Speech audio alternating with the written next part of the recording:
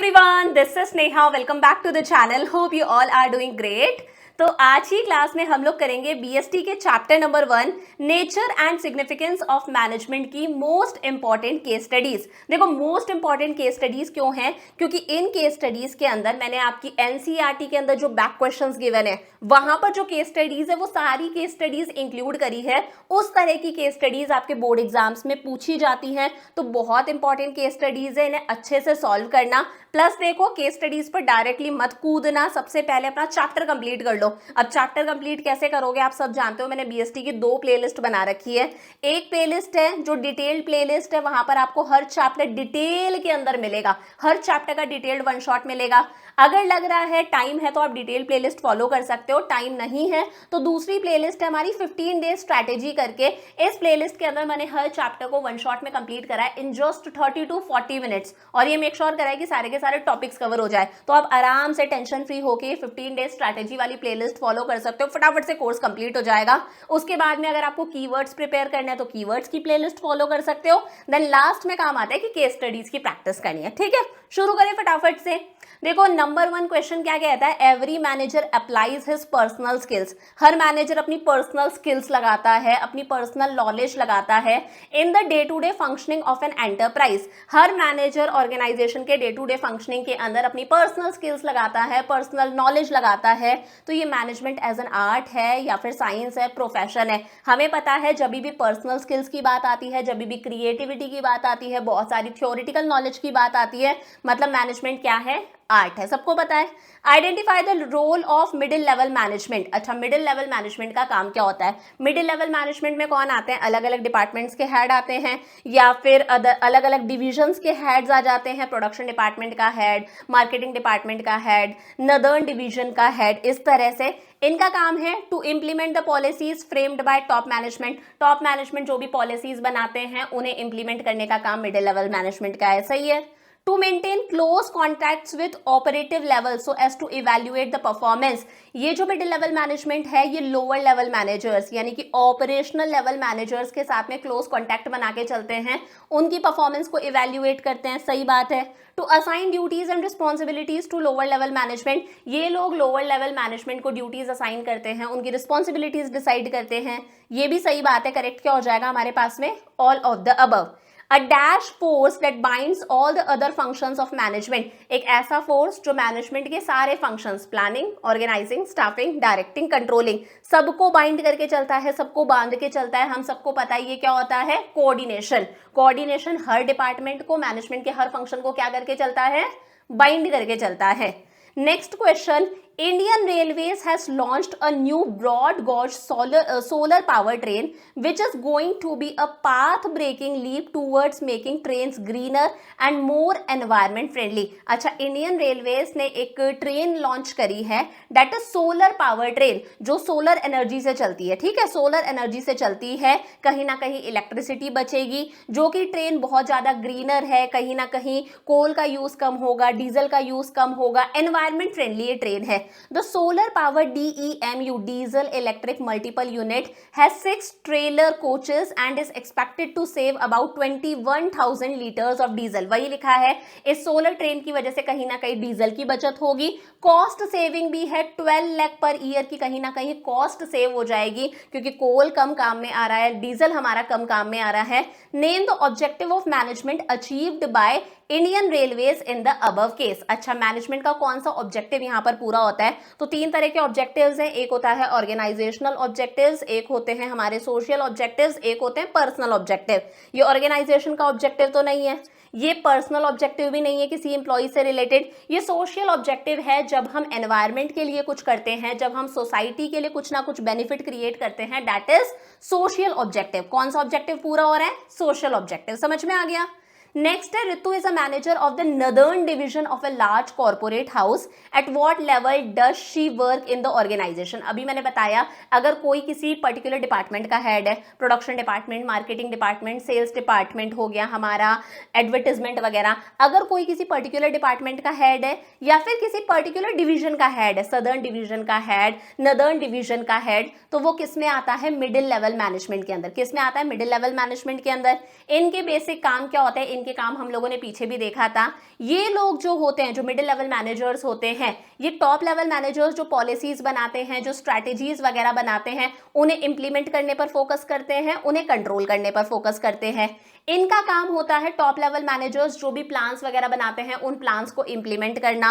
और first line managers यानी कि लोअर लेवल मैनेजर्स से अगर कोई भी गलती हो जाती है, उनके काम के लिए भी कौन रिस्पॉन्सिबल होते हैं?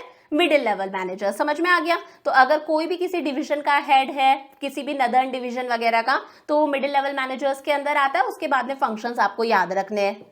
Next question, Ashita and Lakshita are employees working at Darjeeling enterprises dealing in costume jewellery. अच्छा, आशिता और लक्षिता दोनों के दोनों एक कॉस्ट्यूम ज्वेलरी से रिलेटेड किसी जगह पर काम करते हैं। The firm secured an urgent order for 1000 bracelets. Firm के पास में ऑर्डर आता है कि 1000 ब्रेसलेट्स जो हैं वो अर्जेंटली बनाने हैं। They were assigned the responsibility, और 4 दिन के अंदर अंदर बनाने हैं। They were assigned the responsibility of producing 500 bracelets each at a cost of ₹100 per bracelet। अच्छा, दोनों को काम दे दिया जाता है, इस काम को डिवाइड करा गया। आशिता भी 500 ब्रेसलेट्स प्रोड्यूस करेगी और लक्षिता जो है वो भी 500 ब्रेसलेट्स प्रोड्यूस करेगी। 1000 ब्रेसलेट्स का ऑर्डर आया, 500 दोनों को डिवाइड कर दिया। आशिता वॉज एबल, अच्छा यहां पर ये भी लिखा है कि ये जो ब्रेसलेट्स बनाने हैं 100 रुपए पर ब्रेसलेट, कॉस्ट जो है वो कितनी आनी चाहिए? 100 रुपीज पर ब्रेसलेट, ये कॉस्ट हमारी आनी चाहिए। Ashita was able to produce the required numbers. Ashita ने 500 के 500 ब्रेसलेट्स प्रोड्यूस कर लिए within the stipulated time, 4 दिन के अंदर अंदर, एट द कॉस्ट ऑफ 55,000। लेकिन आशिता के ब्रेसलेट्स बनाने की कॉस्ट कितनी आती है? 55,000। तो आशिता की कॉस्ट कितनी आई है? 55,000। अगर इस 55,000 को आशिता ने कितने ब्रेसलेट्स बनाए हैं? 500 ब्रेसलेट्स बनाए हैं। इस 500 से मैं डिवाइड कर दूं तो पर ब्रेसलेट बनाने की कॉस्ट कितनी आ रही है आशिता की? 110। कितनी आ रही है? 110। लेकिन कॉस्ट कितनी आनी चाहिए थी? सिर्फ 100 आनी चाहिए थी, टारगेट ये था। Lakshita was able to produce only 450 units. Lakshita 500 में से सिर्फ 450 ब्रेसलेट्स ही बना पाई है, लेकिन उसकी ब्रेसलेट बनाने की कॉस्ट आ रही है 90 पर ब्रेसलेट। तो हमें बताना है आशिता, लक्षिता ये लोग इफेक्टिव हैं या एफिशिएंट है। देखो, सबसे पहले आशिता की बात करते हैं। आशिता ने 500 के 500 ब्रेसलेट्स बना लिए, मतलब उसने टारगेट अचीव कर लिया है 4 दिन के अंदर अंदर। लेकिन उसकी जो कॉस्ट ऑफ प्रोडक्शन है वो कॉस्ट ऑफ प्रोडक्शन 110 आ रही है, डेट इज ज्यादा आ रही है, 100 रुपए से ज्यादा आ रही है। तो आशिता इफेक्टिव है, उसने टारगेट कंप्लीट कर लिया, लेकिन आशिता एफिशिएंट नहीं है क्योंकि उसकी कॉस्ट ऑफ प्रोडक्शन जो है वो 100 रुपए से ज्यादा आ रही है। समझ में आ गया? आशिता इफेक्टिव है, टास्क कंप्लीट कर लिया टाइम पर, लेकिन एफिशिएंट नहीं है क्योंकि कॉस्ट ऑफ प्रोडक्शन ज्यादा आ रही है। लक्षिता की अगर हम बात करें, लक्षिता अपना टारगेट अचीव नहीं कर पाई है। 500 ब्रेसलेट्स बनाने थे, लक्षिता 450 ब्रेसलेट्स ही बना पाई है, लेकिन पर ब्रेसलेट बनाने की उसकी कॉस्ट 100 रुपए से कम आ रही है, सिर्फ कितनी आ रही है? 90 रुपीज आ रही है। तो लक्षिता एफिशिएंट है, उसकी कॉस्ट कम आ रही है, लेकिन लक्षिता इफेक्टिव नहीं है क्योंकि वो टास्क टाइम पर कंप्लीट नहीं कर पाई। समझ में आ गया ये क्वेश्चन? इफेक्टिवनेस का मतलब होता है टास्क को टाइम पर कंप्लीट करना, एफिशिएंसी का मतलब होता है टास्क को इस तरह से कंप्लीट करना कि टास्क को कंप्लीट करने की कॉस्ट जो है वो कॉस्ट कम से कम आए। करेक्ट हो गया? Next question, Parul is working in a private sector bank. Private sector bank में पारुल काम कर रही है। One of her key function relates to the formulation of the overall organisational goals and strategies of a bank. Question देखकर समझ में आ रहा है पारुल का मेन काम क्या है? ओवरऑल ऑर्गेनाइजेशन के गोल्स बनाना, ऑर्गेनाइजेशन से रिलेटेड स्ट्रैटेजीज बनाने का काम है। तो डेफिनेटली पारुल जो है वो क्या है इस ऑर्गेनाइजेशन के अंदर? Top level manager. क्या है? टॉप लेवल मैनेजर, क्योंकि टॉप लेवल मैनेजर ही क्या करते हैं? गोल सेट करते हैं, स्ट्रैटेजीज बनाते हैं। वही पूछा है, identify the level of management. Parul क्या है? कौन से लेवल ऑफ मैनेजमेंट पे काम कर रही है? टॉप लेवल मैनेजर है। और इसके 3 फंक्शंस बता दो इसके अलावा। तो पारुल क्या है? पारुल ऑर्गेनाइजेशन की ओवरऑल सक्सेस और फेलियर के लिए रिस्पॉन्सिबल है। सही बात है, टॉप लेवल मैनेजर्स की ही रिस्पॉन्सिबिलिटी होती है। टॉप लेवल मैनेजर ही सारे के सारे रिसोर्सेज, चाहे वो पैसा हो, चाहे वो मशीनरी हो, उन सारे के सारे रिसोर्सेज को असेंबल, इकट्ठा करने का काम टॉप लेवल मैनेजर्स का है। और टॉप लेवल मैनेजर्स ही अलग अलग डिपार्टमेंट्स के बीच में एक कोऑर्डिनेशन बैठा के चलते हैं कि किसी भी डिपार्टमेंट के बीच में कोई लड़ाई, कोई कॉन्फ्लिक्ट ना हो। करेक्ट हो गया? Next question. A floor manager of a mall is a very good manager as he utilizes all the functions of management to minimize cost of maintenance of his area. अच्छा, ये case study पढ़ने से पहले नीचे देख लेते हैं question में पूछा क्या है. Identify the importance of management highlighted above. यहाँ पर मैनेजमेंट की कौन सी इंपॉर्टेंस हाईलाइट करी गई है, तो आपके दिमाग में मैनेजमेंट की सारी इंपॉर्टेंस होनी चाहिए. देखो यहाँ पर लिखा है ये जो फ्लोर मैनेजर है वो इस तरह से काम करता है कि काम को करने की जो कॉस्ट है वो कॉस्ट मिनिमाइज हो जाती है, कॉस्ट कम से कम आती है. इसे हम लोग क्या बोलते हैं, मैनेजमेंट इंक्रीजेस एफिशिएंसी, कि काम को करने की कॉस्ट कम से कम आए. तो पहली इंपॉर्टेंस क्या हो गई, मैनेजमेंट इंक्रीजेस एफिशिएंसी, कि काम इस तरह से हो कि काम को करने की कॉस्ट कम से कम आए. He directs all the staff members under him to follow the targets and advises them to put their efforts in the direction of achievement of these targets. ये अपने सारे के सारे स्टाफ मेंबर्स को बोलता है अपना टारगेट दिमाग में रखो, टारगेट को फॉलो करो, अपना जितना भी काम है काम इस तरह से करो कि हम टारगेट्स अचीव कर पाए. तो management helps in achieving group goals. तो सेकंड हो गई इंपॉर्टेंस, मैनेजमेंट की हेल्प से हम ऑर्गेनाइजेशन का जो ग्रुप गोल है, जो टारगेट है, उसे अचीव कर सकते हैं. Under his guidance the employees admit that they learn a lot. इसकी गाइडेंस के अंडर सारे के सारे एम्प्लॉइज बहुत कुछ सीखते हैं और कहीं ना कहीं इसकी वजह से एम्प्लॉइज की सैलरीज इंक्रीज होती है. तो management helps in achieving personal goals. Management की वजह से पर्सनल ऑब्जेक्टिव्स भी पूरे होते हैं, सैलरी इंक्रीज होना, इंक्रीमेंट वगैरह होना. समझ में आ गया. तो इस तरह से सबसे पहले देख लो लास्ट में क्वेश्चन ने पूछा क्या है, देन क्वेश्चन पर दोबारा आओ, केस स्टडी पढ़ो और वहां से रिकॉल करने की कोशिश करो. मैनेजमेंट की इंपॉर्टेंस दिमाग में याद है, फिर सोचो यार कौन सी इंपॉर्टेंस यहां पर दिखाई पड़ रही है, यहां पर हाईलाइट हो रही है. करेक्ट है. Next question. Company X is facing a lot of problems these days. It manufactures white goods जैसे washing machine, microwave, refrigerators, air conditioners बनाने का काम है. The company's margin are under pressure. Margin बहुत कम है, प्रॉफिट्स बहुत कम हो रहे हैं. प्रॉफिट और मार्केट का जो शेयर है वो कंपनी का गिरता जा रहा है. Production department blames marketing for not meeting sales target. Production department जो है वो मार्केटिंग डिपार्टमेंट को ब्लेम कर रहा है कि यार सेल्स का टारगेट पूरा नहीं हो पा रहा. वही मार्केटिंग डिपार्टमेंट बोलता है कि प्रोडक्शन डिपार्टमेंट की गलती है for producing goods which are not of good quality. Marketing department production department को ब्लेम कर देता है कि प्रोडक्शन डिपार्टमेंट अच्छी क्वालिटी के गुड्स नहीं बना रहा. The finance department blames both production and marketing department. Finance department, production department, marketing department दोनों को ब्लेम करता है कि तुम मुझे इन्वेस्टमेंट पर अच्छा रिटर्न नहीं दे पा रहे हो, बैड मार्केटिंग कर रहे हो. State the quality of management that has been lacking. अच्छा, यहां पर मैनेजमेंट की कौन सी क्वालिटी है जिसकी कमी है, लैकिंग मतलब कमी है. तो देखो प्रोडक्शन डिपार्टमेंट मार्केटिंग डिपार्टमेंट को ब्लेम कर रहा है, मार्केटिंग डिपार्टमेंट प्रोडक्शन डिपार्टमेंट को ब्लेम कर रहा है और फाइनेंस डिपार्टमेंट मिलकर दोनों डिपार्टमेंट्स को ब्लेम कर रहा है. सारे डिपार्टमेंट्स एक दूसरे को ब्लेम कर रहे हैं. मतलब यहां पर किसकी कमी है, यहां पर कहीं ना कहीं कोऑर्डिनेशन की कमी है. किसकी कमी है, कोऑर्डिनेशन की कमी है. पहला आंसर हो गया. What steps should the company management take to bring the company back on track? Company दोबारा से ट्रैक पर आ सके, इसके लिए मैनेजर्स को कौन कौन से स्टेप्स लेने चाहिए. सिंपल सा है, कमी किसकी है, यहाँ पर कोऑर्डिनेशन की कमी है. अब क्या क्या स्टेप्स लिए जा सकते हैं. पहली बात तो जैसे ही मैनेजर्स कोई गोल्स डिसाइड करते हैं, टॉप लेवल मैनेजर्स, उन गोल्स के बारे में वो अलग अलग डिपार्टमेंट्स के जो हेड है, प्रोडक्शन डिपार्टमेंट का head, marketing department, finance department का हेड, उन्हें अच्छे से कम्युनिकेट करें. उन डिपार्टमेंटल हेड्स को अच्छे से उन गोल्स के बारे में बताएं, गोल्स को कितने टाइम में अचीव करना है वो बताएं और गोल्स की क्या इंपॉर्टेंस है, गोल को अचीव करना क्यों इंपॉर्टेंट है, ये सारी चीजें बताएं. Managers ensure that all departments coordinate with each other. Managers make sure करके रखे कि सारे डिपार्टमेंट्स एक साथ एक दूसरे के साथ में कोऑर्डिनेशन बैठा के चले, तालमेल बैठा के चले.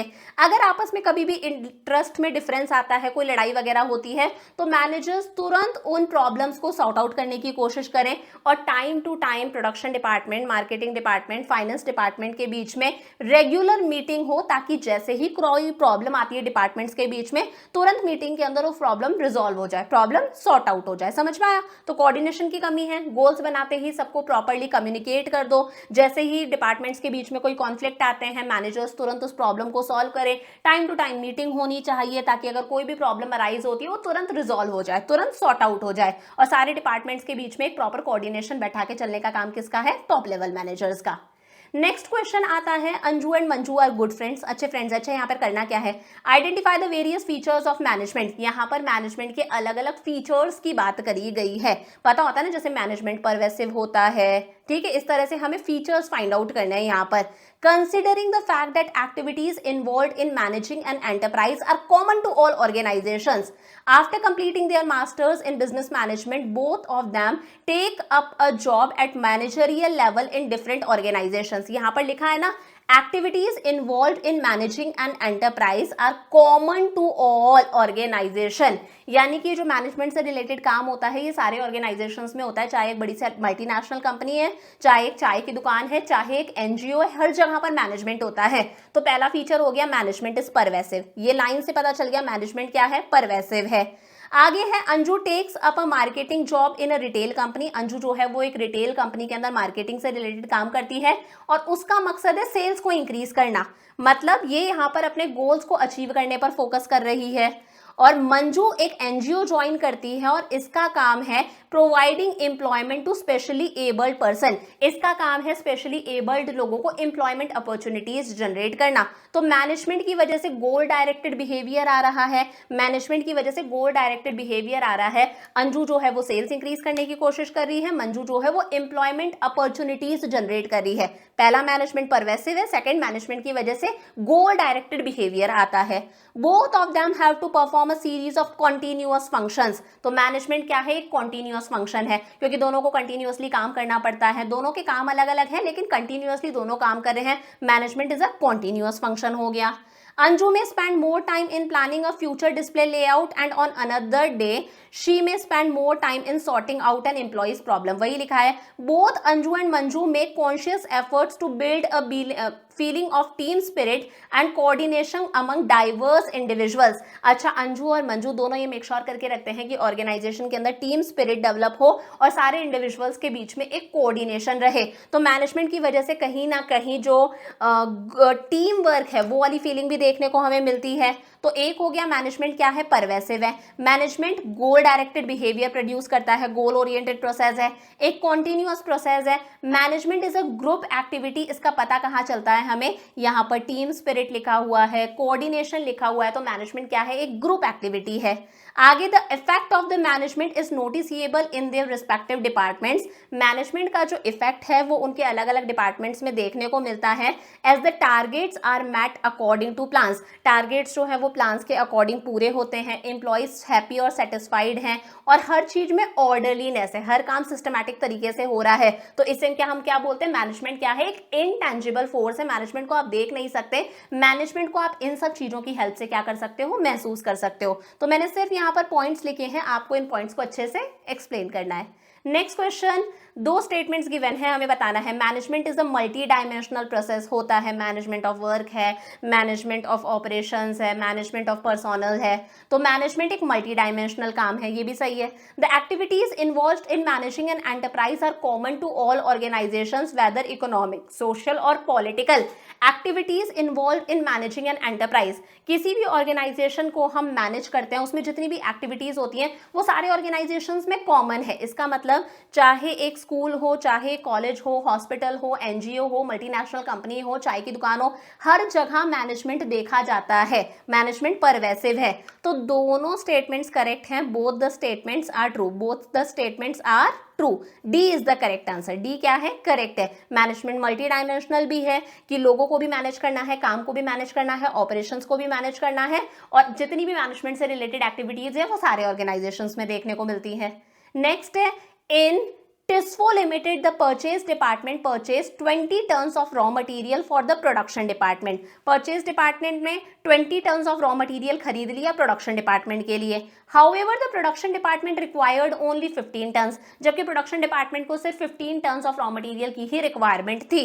production department को raw material चाहिए था कितना, 15 tons, लेकिन purchase department ने कितना खरीद लिया, 20 tons खरीद लिया। Due to this reason goods were produced beyond required level. तो ऑब्वियसली बात है प्रोडक्शन ज्यादा हो गया, हमें 15 टन चाहिए था, हमने 20 टन के हिसाब से प्रोडक्शन कर लिया। Which were not accepted by sales department, ज्यादा प्रोडक्शन जो है वो सेल्स डिपार्टमेंट ने एक्सेप्ट नहीं करा। As a result many goods remain unsold, बहुत सारे गुड्स जो हैं वो अनसोल्ड रह जाते हैं। तो यहाँ पर बताओ मैनेजमेंट के कौन से एस्पेक्ट की कमी है, planning, coordination, directing, none of these. तो यहाँ पर कोऑर्डिनेशन की कमी है कि प्लानिंग डिपार्टमेंट और हमारा परचेज डिपार्टमेंट और प्रोडक्शन डिपार्टमेंट के बीच में एक प्रॉपर कम्युनिकेशन नहीं है, प्रॉपर कोऑर्डिनेशन, तालमेल की कमी है। समझ में आ गया? तो ये हम लोगों ने कर ली चैप्टर नंबर 1 की most important case studies. I hope lecture आप लोगों को अच्छा लगा होगा। कंटिन्यूअसली बार बार वीडियोस बनाते बनाते मतलब मेरी खुद की आवाज निकलना बंद हो गई है। तो I will see you in the next class. Lots of love, bye bye.